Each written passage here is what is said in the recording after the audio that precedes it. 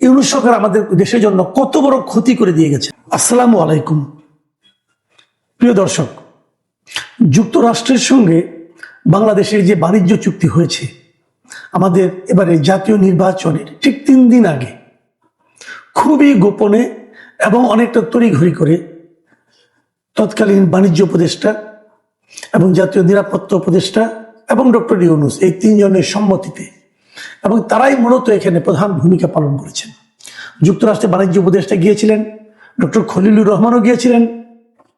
তারা যে এই চুক্তিটা সম্পাদন করে এসছেন, এমন এমন লোকজন চুক্তিটা করেছেন যারা কিন্তু এই চুক্তিটা বাস্তবায়নে তাদের কোনো দায় দায়িত্ব নাই। ওই সময় বাণিজ্য উপদেষ্টা যিনি ছিলেন শেখ বশিরউদ্দিন, উনি কি এই চুক্তি বাস্তবায়ন করবেন না, কিন্তু উনি চুক্তি একখানা করে দিয়ে উনি ওনার কাজে চলে গেছেন ব্যবসা বাণিজ্যে। কিন্তু এই চুক্তিটা বাস্তবায়ন করতে গেলে এটা কার গায়ের উপর চাপবে, কাদের কষ্ট হবে? কষ্ট হবে বাংলাদেশের জনগণের। এই চুক্তির মধ্যে এমন এমন সব ধারা আছে যে ধারাকে আপনি গোলামি চুক্তি বললেও কম বলা হবে। তো এইটা নিয়ে আমি এর আগে বেশ কয়েকবার বলেছি, মানে একদম শুরু থেকে আমি বলছি, যেদিন থেকে এই চুক্তিটা কিন্তু আমাদের এই সরকার কিন্তু এখনো প্রকাশ করেনি, কিন্তু যুক্তরাষ্ট্রের পক্ষ থেকে চুক্তিটাকে প্রকাশ করা হয়েছে এবং এর প্রকাশিত হওয়ার পর চুক্তিটা প্রায় 32 পৃষ্ঠার একটা চুক্তি, এবং সেই চুক্তিটা পড়ার পর যারাই পড়েছেন তারাই কিন্তু হতবাক হয়ে গেছেন যে একটা স্বাধীন সার্বভৌম দেশ কি করে এ ধরনের একটা গোলামি চুক্তিতে স্বাক্ষর করতে পারে। আমি তো মনে করি আমাদের কৃষি খাত, আমাদের শিল্প খাত, আমাদের বিশেষ করে ঔষধ শিল্প একেবারে ধ্বংস হয়ে যাবে। যাই হোক, এই চুক্তিটা কি এটা অনেকেও কিন্তু অত ভালোভাবে জানেনও না, হয়তো বোঝানো না, জটিল লেখা এই জন্য। তো আমি এই সুযোগে আজকে আমাদের দেশের প্রধান দৈনিক যেটাকে মনে করি দৈনিক প্রথম আলো, সেই প্রথম আলোর এই বিষয়টা নিয়ে আজকে একটা চমৎকার লেখা ছাপা হয়েছে। মিস্টার শওকত হোসেন মাসুম লেখাটা লিখেছেন। উনি ব্যক্তিগতভাবে আমার খুবই বন্ধু এবং আমি ওনার লেখার খুবই ভক্ত একজন। আমি মনে করি অর্থনৈতিক অনেক জটিল লেখা এই শওকত হোসেন মাসুম খুব সহজ ভাবে লিখতে পারেন, এবং এই রিপোর্টটা আমি পড়েছি আজকে। ওনার রিপোর্টটা এত জটিল যে মাসুমের মতো লোকের লেখাও কিন্তু অনেককে দুবার পড়তে হবে, মানে এখানেও উনি অত সহযোগ করতে পারেননি। তো তারপরে উনি লিখেছেন এবং উনি জানিয়েছেন যে এটা আরো একটা খণ্ড আসবে পরবর্তীতে, ওইখানে উনি আরো কিছু ব্যাখ্যা করবেন। আমরা সেই রিপোর্টের অপেক্ষায় থাকবো। কিন্তু মজার ব্যাপার হলো এই চুক্তিটা নিয়ে আপনারা পড়বেন, আমি সবাইকে রিকোয়েস্ট করবো আপনারা এটাও পড়বেন, পরের পর্বটাও পড়বেন। আপনি জানতে পারবেন যে আসলে ইউনূস সরকার আমাদের দেশের জন্য কত বড় ক্ষতি করে দিয়ে গেছেন, যেটা চিন্তাও করা যায় না। উনি করে দিয়ে গেছেন এই ক্ষতিটা। এই ক্ষতি করে দিয়ে উনি মোটামুটি ভালোই আছেন, সুখে আছেন। ওনার ব্যক্তিগত অনেকগুলি সুবিধা উনি করে নিয়ে গেছেন, ইউনিভার্সিটি নিয়েছেন, তারপরে আপনার আদম ব্যবসা লাইসেন্স দিয়েছেন, অনেক কিছু দিয়েছেন। ওনার সমস্তগুলির যেগুলো ট্যাক্স ছিল, শুল্ক, যেগুলি শুল্ক দিতে উনি খুব অপছন্দ করেন, ওনার শুল্ক মৌকুব করে নিয়েছেন অনেকগুলো ক্ষেত্রে। এগুলি করেছেন উনি নির্লজ্জে বেহায়ার মতো, এই কাজগুলো উনি করে নিয়েছেন। কিন্তু আমার বক্তব্যটা অন্য জায়গায়। আমার বক্তব্য হলো যে অন্তর্বর্তীকালীন সরকার, ডক্টর ইউনূস, ডক্টর খলিলুর রহমান, শেখ বশিরউদ্দিন, এরা না হয় আমাদের দেশের জন্য ক্ষতিকর চুক্তিটা করেছেন তাদের ব্যক্তিগত যার যার স্বার্থের জন্য, কিন্তু এখন তো একটা গণতান্ত্রিক সরকার আসছে, এই সরকার কেন এই চুক্তি নিয়ে কোনো কথা বলছে না? এটা হলো আমার সবচেয়ে বেদনার ব্যাপার। আমি এই চুক্তি নিয়ে এ পর্যন্ত বিএনপির কোন পর্যায়ের কোন নেতার মুখে এই চুক্তি নিয়ে একটা শব্দ উচ্চারিত হইতে শুনিনি। কেন? তাহলে বিএনপির কাছে কি এদেশের জনগণের স্বার্থের কোনো মূল্য নেই? তাহলে বিএনপি কি দেশের জনগণের স্বার্থ সংরক্ষণ করার জন্য আসেননি? শেখ বশিরউদ্দিনের মাঝখানে একটা ইন্টারভিউ দেখলাম কোনো একটা মিডিয়াতে, উনি বলেছেন ওই সময়ে এই আমাদের যে পণ্য যেখানে আমরা রপ্তানি করি সেটা যে শুল্ক আরোপ করা হয়েছিল, সেই শুল্ককে 19% আনার জন্য এটা তাদের করা ছাড়া কোনো উপায় ছিল না। কিন্তু ওনারা কি একবার হিসেব করে দেখেছেন আমরা ওখানে কি কি রপ্তানি করার সুযোগটা পেলাম? হয়তো গার্মেন্ট ইন্ডাস্ট্রি যেগুলো আছে তাদের কিছু পণ্য আমরা রপ্তানি করবো ওখানে, কিন্তু তার বিনিময়ে আমাদের যে কত বড় ক্ষতি হয়ে গেল সেটার পরিমাণ দিকে চিন্তা করলে কোনটা বেশি হয়? একবার কি ওনারা ভেবেছেন? আমার মনে হয় না। শেখ বশিরউদ্দিনের এই কথা শোনার পর অনেকে হয়তো ভাববেন তাহলে ডক্টর খলিল রহমান কি বলেছেন। ডক্টর খলিলকে ওই প্রশ্নটা করা হয়েছিল, উনি আবার অদ্ভুত একটা কথা বলেছেন। উনি বলেছেন এই চুক্তি করার আগে এই বিষয়ে জামাতে ইসলাম এবং বিএনপি এই দুই দলের সঙ্গে নাকি তারা কথা বলেছিল।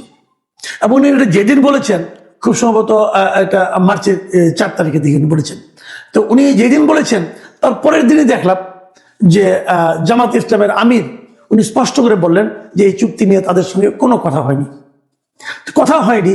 জামাত সংসদে কিন্তু বেশ সরব ছিল বিভিন্ন ইস্যুতে, ছোটখাটো ইস্যু নিয়ে তারা অনেক বেশ সরব হয়েছিল, কিন্তু যে কথাটা তাদের সঙ্গে হয়নি, তো তারাও কিন্তু পুরো সংসদ অধিবেশনের মধ্যে একটি বারের জন্য এই চুক্তি নিয়ে কোনো কথা বলেননি।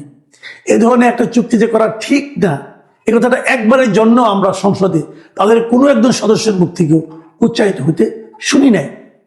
এমনকি এনসিপি ছোট দল, বাট তারা মাঝে মাঝে বিপ্লবী বিপ্লবী কথাবার্তা বলে, তাদের মুখেও এই চুক্তির ব্যাপারে কোনো ধরনের আপত্তির কথা এখন পর্যন্ত উচ্চারিত হয়নি। পুরো জাতীয় সংসদে 300 সদস্য আছেন, এদের মধ্যে মাত্র একজন সদস্যকে, মাত্র একজন, যিনি এই চুক্তি নিয়ে কথা বলেছেন সংসদ অধিবেশনে একদম শেষ দিকে এসে, তিনি কে? একজন স্বতন্ত্র সদস্য, ব্যারিস্টার রুমিন ফারহানা। একমাত্র তিনিই বলেছেন যে চুক্তিটা নিয়ে আলোচনা হওয়া উচিত, এবং এই চুক্তিটা যে কোনো ভালো চুক্তি নন, একমাত্র এই রুমিন ফারহানা ছাড়া আর কাউকে, আর কোনো সংসদ সদস্যকে আমি কিন্তু কোনো কথা বলতে দেখি নাই। কারণটা কি? ওনারা কি ভয় পাচ্ছেন? ওনারা কি ভাবছেন যে এই চুক্তিটা নিয়ে কথা বললে পর যুক্তরাষ্ট্র আমাকে ভেনেজুয়েলার প্রেসিডেন্টের মতো হয়তো আমাদেরকে কিন্তু উঠিয়ে নিয়ে যাবে? ওনারা কি এই ভয় পাচ্ছেন? আমার ধারণা এই চুক্তিটাকে বাস্তবায়নের পরবর্তী পদক্ষেপ হিসেবে ডক্টর খলিলুর রহমান এই সরকারের মধ্যে ঢুকতে পেরেছেন। আমার ধারণা উনি এই সরকারকে এক ধরনের জুজুর ভয় দেখিয়েছেন, যে যদি এই চুক্তিটা যদি বাস্তবায়ন করা না হয় তাহলে আপনাদেরকে এই ভয় হবে, আপনাদের এটা করবে সেটা করবে, এগুলি ভয় দেখিয়েছেন। এবং চুক্তিটাকে বাস্তবায়ন করার জন্য উনি নিজেকেও ওই জায়গায় ঢুকিয়ে নিয়েছেন পররাষ্ট্রমন্ত্রী হিসাবে, যে আমাকেও মন্ত্রিসভায় রাখতে হবে, নাহলে কিন্তু যুক্তরাষ্ট্র মনে করবে যে সরকার হয়তো চুক্তিকে বাস্তবায়নের ব্যাপারে আন্তরিক নয়। আমার ধারণা এই জুজুর ভয় উনি দেখিয়েছেন। কিন্তু ওনার দেখানো ভয়ে, এই জুজুর ভয়ে সরকার প্রধান হয়তো ভীত হয়েছেন, নাহলে ওনাকে কেন উনি পররাষ্ট্রমন্ত্রী বানাবেন আমি জানি না, আমি বলতে পারবো না। কিন্তু কেন এটা করেছেন সেই ব্যাখ্যাটা তো ওনাকে সরকার প্রধানকে দেওয়া উচিত ছিল। আমি মনে করি যে এই ধরনের কাজ, এই ধরনের ব্যাখ্যাবিহীন বিভিন্ন কর্মকাণ্ড আমি মনে করি আমাদের জাতির জন্য একটা বড় ক্ষতিকর পদক্ষেপ। তো এখন কি হবে আমি জানি না কি হবে, কিন্তু আমি মনে করি এটা নিয়ে সরকার যত বিলম্ব করবে এই চুক্তি নিয়ে আলোচনা করা, তত সরকার কিন্তু বিপাকে পড়বে। দেখুন এরই মধ্যে কি কি হয়েছে। এরই মধ্যে বেশ কয়েকটা বাম দল, বেশ কয়েকটা উন্নয়ন আপনার বিভিন্ন সংগঠন, এরা কিন্তু অলরেডি এটা নিয়ে আলোচনা করেছেন, প্রতিবাদ করেছেন, এবং তারা এটা নিয়ে নানা রকম মাঠেও নামছেন, সবার সেমিনার তো চলছেই। এর ফাঁকে আজকে দেখলাম যে একজন আইনজীবী এটা নিয়ে রিটও করেছেন, এবং এখানে রিট করে তারা এই চুক্তিটা যে বৈধ কিনা এই বৈধতাকে চ্যালেঞ্জ করে একজন আইনজীবী মোহাম্মদ মাইদুল ইসলাম পলক জনস্বার্থে একটি রিট আবেদন করেছেন। সেই রিট আবেদনের কি ফল হবে আমরা জানি না, হয়তো 2-1 দিনের মধ্যে আমরা জানতে পারবো, হয়তো সরকারকে জবাব দিতে বলা হবে আদালতের পক্ষ থেকে। শেষ পর্যন্ত কি হবে আমি বলতে পারবো না, কিন্তু আমরা এটার অপেক্ষায় থাকবো কি হয়। এর মধ্যে এই চুক্তি নিয়ে আমার ধারণা বেশ কিছু সংগঠন আরো জোরে সোরে মাঠে নামবে এবং প্রশ্ন উঠতে থাকবে। এক পর্যায়ে হয়তো সরকার বাধ্য হবে এই সমস্ত প্রশ্নের ব্যাখ্যা এবং উত্তর দিতে, কিন্তু সেই ব্যাখ্যাটা যদি ওরা আগেই দিয়ে দেন, আগেই বলেন, তাহলে কিন্তু আমি মনে করি তাদের মান সম্মান কিছুটা বাঁচবে। একটা কথা বলে রাখি, অনেক কথা বলবেন চুক্তি তো হয়ে গেছে এখন আর কি করা, না এখনো অনেক কিছু করার আছে। কারণ এই চুক্তির মধ্যেই এই চুক্তিটাকে কিভাবে বাতিল করা যায় তার অপশন দেওয়া আছে, এবং সেটা করলে পর আমি মনে করি সেটা সম্ভব। সেটা কিছুই না, যে কোনো দেশ এই চুক্তিকে ইচ্ছা করলে চেঞ্জ করতে পারে, বাতিল করতে পারে, অথবা পুনরালোচনার জন্য উত্থাপন করতে পারে।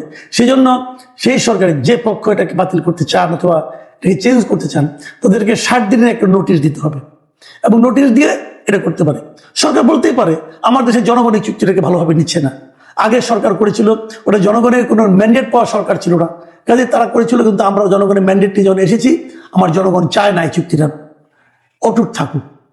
আপনি বলবেন তখন হয়তো তারা শুল্ক বাড়িয়ে দিবে। দেখেন এই ধরনের শুল্ক তো ট্রাম্প অনেককে বাড়িয়ে দিয়েছিল, এবং অনেকে নানা ধরনের বার্গেন করে করে কিন্তু শুল্কগুলো কমিয়েছিল। আপনারা বার্গেন করতেন, আপনি তো বার্গেনিংয়ে যান নাই, আপনারা গেছেন আপোষে, আপনারা গেছেন সব দিয়ে দেবো আমরা।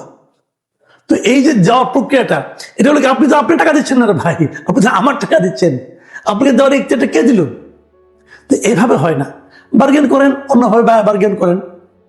কিন্তু আমি মনে করি এটাকে নিয়ে আলোচনা করা উচিত এবং এটাকে বাতিলও করা উচিত। কারণ এটা বাতিল না করলে এদেশের শিল্প, এদেশের কৃষি একদম ধ্বংস হয়ে যাবে।